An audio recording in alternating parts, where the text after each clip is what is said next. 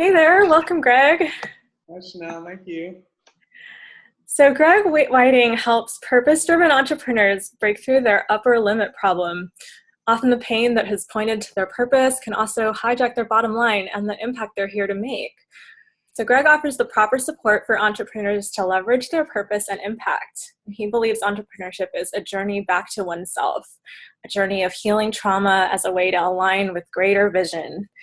And he has a belief that the more one heals himself, the more successful they can be in the world. So welcome, Greg. It's so awesome to have you here. Thanks for having me. So can you tell us a little about how you first got started on this path, a little about your background and how you got interested in being an entrepreneur that helps other entrepreneurs heal trauma and make a bigger impact in the world?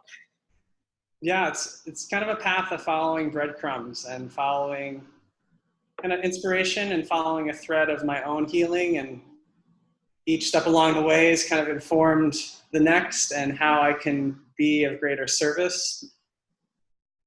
You know, my own path started from my own healing journey. So if you met me 15 years ago, I was living in chronic pain, anxiety, and depression.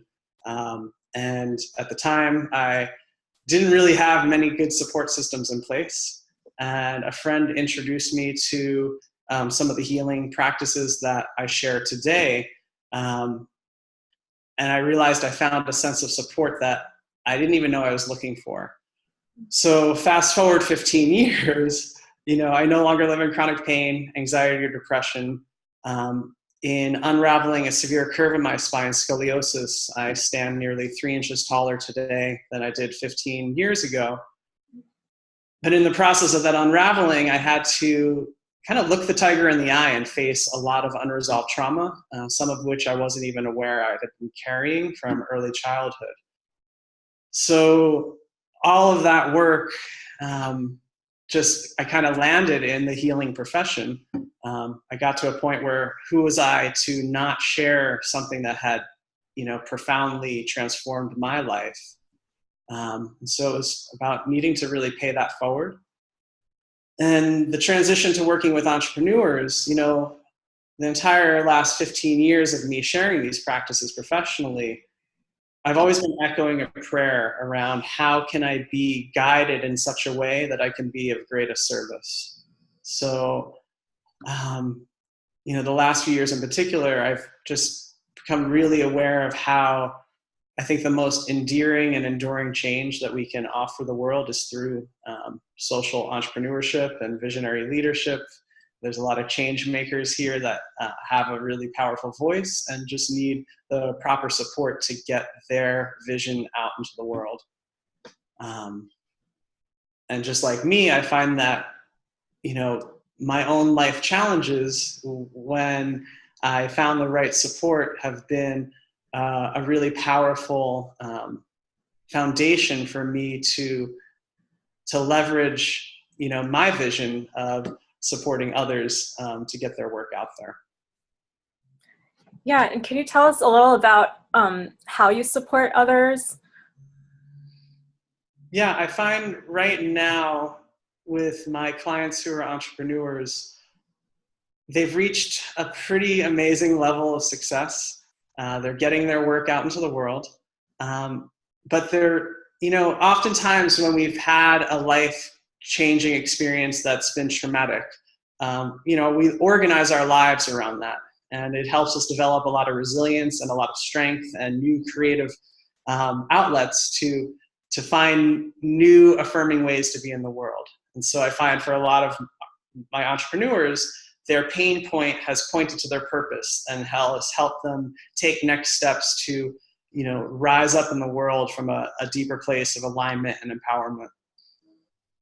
And I think they reach a point where some of the organizing beliefs and behaviors that helped them get out of very difficult times and, you know, deep adversity just become less useful when they reach a certain level of success. And so I meet entrepreneurs kind of at that tipping point where what helps them get to that foundational level of success might start to really get in the way. And then we start to clear up, what are the beliefs and behaviors that are going to really hijack that next level of success and that next level of rising in service. An example I shared earlier is that a lot of visionaries are extremely powerful and resilient and have learned how to pull themselves out of difficult times, but often have a bit of a lone wolf mentality. And by going it their own, they've had a vision and they've charted their own course and they've become a pioneer in their field, which is amazing. It's like, let's bow to that. Let's honor that. And that same level of just kind of going it on their own, there's going to be a limitation to how much further they can propel their vision and their business and their success without bringing in that next level of support. So it's like whether there's fear around receiving support or just a lack of knowing how to receive support, the different behaviors that got them to this one place of success, we help to then, rework it, rewire the brain, rewire beliefs, rewire the chemistry, the hormones. So emotional patterning can start to open people up to that next level of vision. Mm-hmm. Yeah, so they've been able to achieve the level of success they have based on their the way they've been resilient to their trauma. Is that, or? Yeah, no, I think that's accurate for sure. I think that, for me, when I had healed so much of this underlying wounding that had been creating my own anxiety and depression and chronic pain, I wanted to get that work in the hands of others. And then I reached a certain level of success where instead of meeting people at that baseline of their pain point, I wanted to meet people in more of a journey of exploring, like, what's that next level of possibility. So we can kind of get comfortable in a certain level of success. Just the more I'm researching, it's like humans, like we're just learning how in our own evolutionary process to relax into feeling good, So it's like we reach a certain level of stability and success and comfort, and then we tend to trip ourselves up. And so it's like, how can we find a greater ability to kind of royally relax into what we've created for ourselves? Dismantle some of the fear that something's right around the corner that's like a pattern from, a past storyline or past narrative, or the guilt that might get in the way of opening up to a next level of success. And I think that's what's most compelling about working with purpose-driven entrepreneurs, is that next level of success is in alignment with that next level of impact. And I think when we can connect those dots, then it helps us get out of our own way and continue to be in service. Yeah. And so in the example you mentioned, it sounded like one of the main ways that people get in their own way is not accepting help, not accepting support. How common is that? And are there other ways that people keep themselves from the success that they want? Yeah, I guess I could speak into that a little bit more, where, if there's a lot of early childhood trauma and adversity, we learn how to kind of get through hard times just to survive. And then that creates a level of drive and power and strength. If we, are able to get through those hard times, that can be a really powerful force for kind of muscling through the world, which, again, during really difficult times is maybe what we need.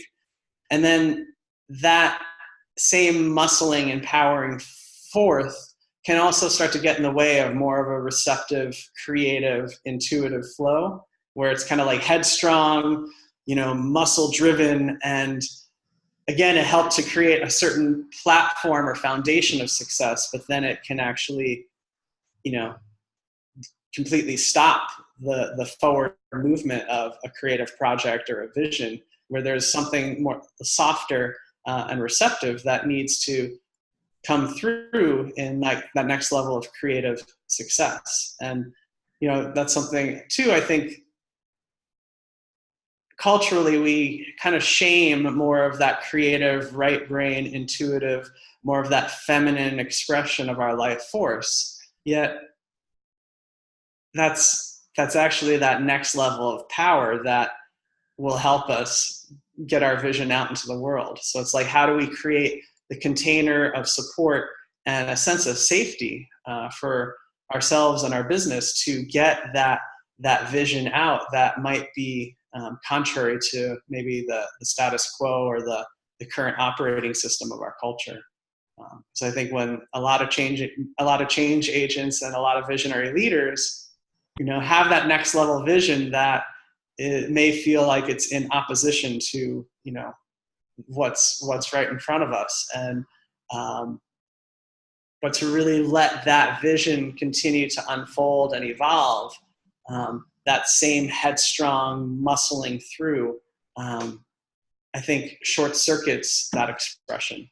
So it's like finding that delicate balance, that tension that allows kind of the courage to charge forward with vision, yet the softness and the receptivity to, open up to more of that, the subtle inspiration and insight that's really connected to, you know, and I think that's where it's connected back to the initial, you know, pain point or wound. So then it becomes more of a reciprocal energy where people's vision and their inspiration, you know, I think there's a dance between inspiration and motivation. And there's that dance of like the delicate and the soft and the hard and the strong. Mm-hmm. Yeah, and what you're really speaking to is a balance of feminine and masculine energy, right? So I also have a Tantra background, and that's something we talk about a lot. That masculine element is what you're calling motivation, that driving force. And feminine energy is the receptive, the inspiration, the creativity. And it's about getting these forces in balance. And balance is the key word. And I think that's, you know, what a lot of people struggle with, because it's like we're, I don't know, programmed to want to push forward all the time, and then people burn out and they deal with stuff like anxiety and depression and feeling disconnected from themselves. Yeah. Yeah, hearing you frame it that way is really helpful, because I think from the trauma, if to survive some really adverse experiences, we need that masculine motivation to like get the hell out of a difficult time. And yet if we are always in that overdrive mode, we're going to burn ourselves out, or we're going to dry ourselves and become brittle. So then we need more of that soft, regenerative energy, which then is that flip side of inspiration, and keeping that tension and that balance. Where, I'm actually reflecting on a client who, you know, this theme around power has been coming up, and it was like shifting perception and shifting behavior and shifting how it's actually showing up physiologically and physically within her body. It's like power, we're helping shift her awareness, that power that once needed to be performance and showmanship to get her where she is today, it's like no longer useful. So she's learning now that next level of power is presence. And so it's like relaxing into the power, but initially she couldn't relax in her power. She needed to like, you know, step heavy on the gas pedal and let that power like push through like a bull in a in a china shop.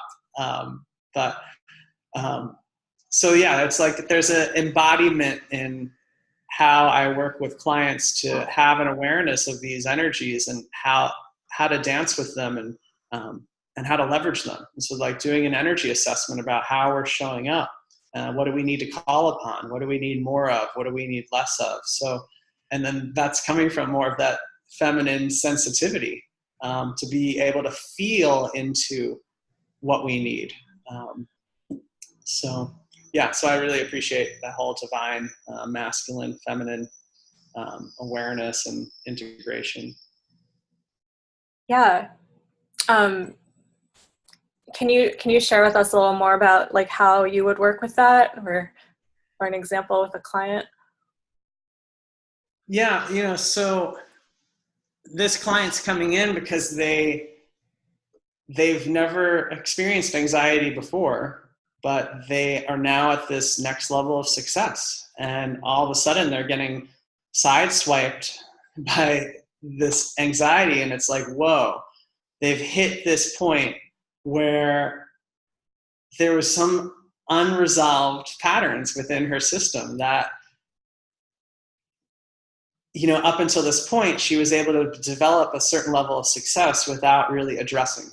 But now it's like these entanglements are going to really get in the way if she's to at least sustain what she's developed and built in her business and her life, much less take it to the next level. So, I'm working both through speaking about these themes as they're emerging.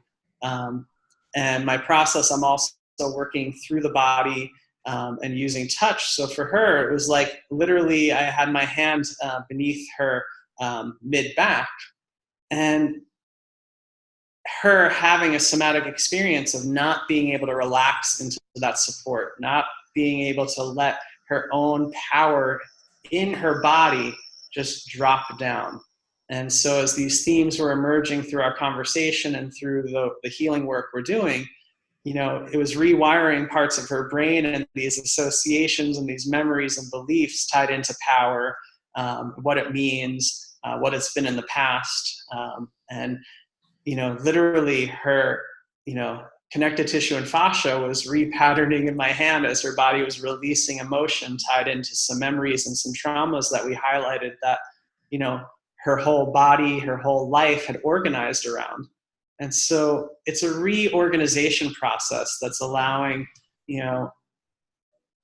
our innate wisdom to come back online in more of a present moment awareness based on what is now, and helping to let go of some of the historic patterning, while also drawing upon the wisdom of the past, but turning those obstacles more into stepping stones. So it's like, yes, like let's honor that this overdrive energy got you here, and let's help the nervous system reset around that so you can find a new relationship to power. And so, is that helpful? Is that clear? Yeah, it's really interesting, and I'm really struck by how it's a really slow process to have patience with that unfolding that you're talking about. It's very contrary to how many people have learned to be successful in business. So I'm curious how a potential client of yours knows that this work is for them. Yeah. Well, I got really clear early on that I'm only interested in working with clients who I feel inspired and aligned by their vision, and that, I feel the work they're doing in the world is for the greatest good. I don't like the idea of co-opting spiritual practices and healing practices for the sake of helping people be more productive, doing bad things in the world. And I feel like, especially in San Francisco, there's a lot of effort to shift like the culture of a lot of workplaces. But I'm not sure that like the end goal of some of these workplaces is still really in support of humanity. So I'm not too interested in helping people find like more ease in showing up to a role that isn't in service, right? So in me targeting mostly purpose-driven entrepreneurs, I think they've already are pretty well steeped in awareness of like their own personal journey, and that's informed by a level of self-awareness and inspired by wanting to give back and create impact and meaningful change in the world. So I think people with that level of awareness are already honed in to a certain degree that how they're showing up in the world is a reflection of, their inner alchemy. And with that said, a lot of folks then find me once their own inner alchemy is starting to kind of blow up in their face, where it's like, again, we can kind of go through the motions and be doing really good work in the world. But then it's like, okay, now it's like, it's time to face some things that I've maybe been running from for most of my life.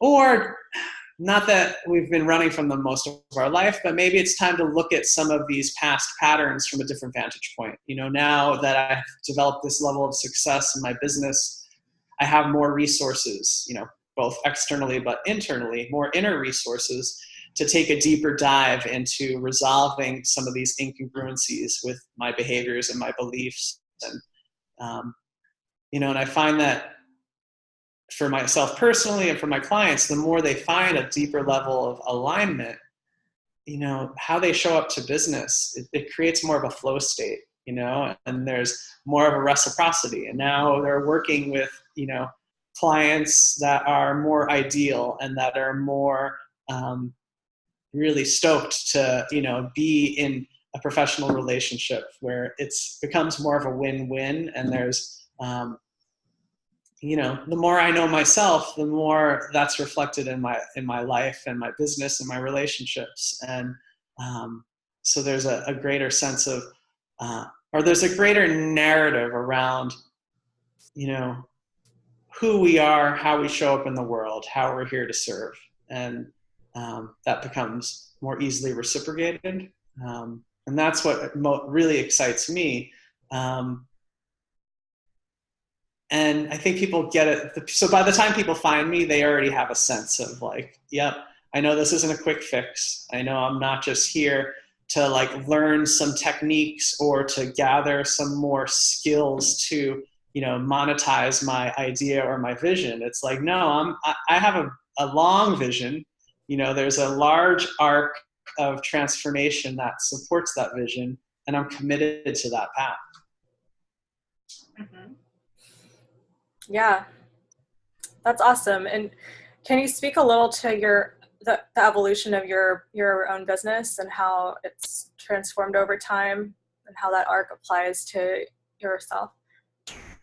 Yeah, it's taken many iterations where, up until recently, my brand was around trauma healing and healthcare, and then teaching healthcare professionals how to offer themselves self-care so they don't burn out or have compassion or caregiver fatigue or take on secondary trauma, and then how to train other healthcare professionals to work with trauma in a healing space, a therapeutic setting, which I still absolutely love. But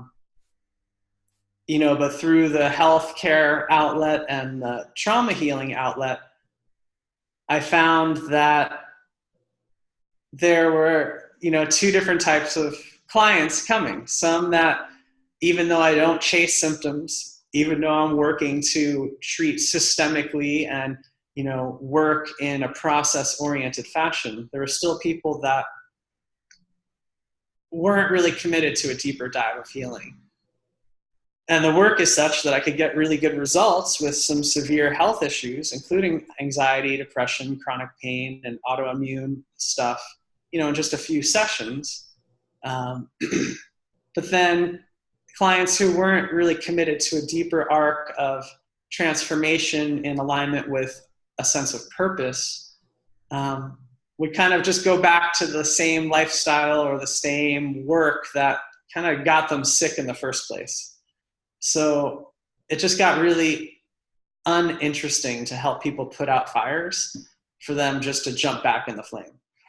And then I realized that I was already attracting most purpose-driven entrepreneurs. So it was like 80% of my clients were already that committed. And it was really apparent that that was the population that I was most inspired to show up for. And they were the population that was most committed to showing up and going deeper. and who, like, the themes that would come up in sessions, kind of create a thread around, like, oh, wow. And actually, I think an example would help here. I have a client recently that is looking to kind of take the leap into their own purpose-driven venture. And what came up was that there was like an early childhood imprint around not feeling seen or supported or nurtured by their father, which was tied into kind of a Chinese medicine pattern in their gallbladder meridian, which could lead towards like taking other people's criticism too seriously. And gallbladder is all about courage. And so how that kind of just squashed her own courage to kind of take next steps in leading her vision. So, there was this early imprint from childhood tied into an energetic, bind in one of her meridians that was tied into like the consciousness of one of her organs. And once we harmonized those pieces, she left invigorated to take next steps to really step further into her vision. So that's the type of work that lights me up, because it's aligning people to, wow, this early pain point that can then transform into showing up in a more meaningful way. And I find the more we're doing that, our health comes online, we're finding more balance. And so then, then it becomes more of a life affirming journey of exploring possibility. And instead of trying to like fix or heal, it's more a growth mindset, which it's much more enjoyable to swim in that ocean. And so, having that awareness has helped me kind of dive into naming my vision to focus my work with entrepreneurs and, the development of Nimbus. And here we are. Yeah. And can you tell us a little about your rebranding Nimbus and what that means to you? Yeah, I think that for me, Nimbus is a culmination of my life's work and really integrating all these different aspects of me. And it's a reflection of kind of dissolving my own fragmentation, and how, as I support entrepreneurs in dissolving any aspect of their own fragmentation, it allows them to show up in wholeness, and integrate the dark and the light, and let that be a really powerful place to align and transform, from the inside out. So as in the last, up until a couple of years ago, I, as a healer, still had even cultural shame around, wanting to fit into the establishment, and almost like needing some sort of validation. And that was tied into my old trauma story. And as I was able to let go of that story and create a new narrative, there was a deeper integration of my own being, which then reflected itself in the success of, my healthcare practice.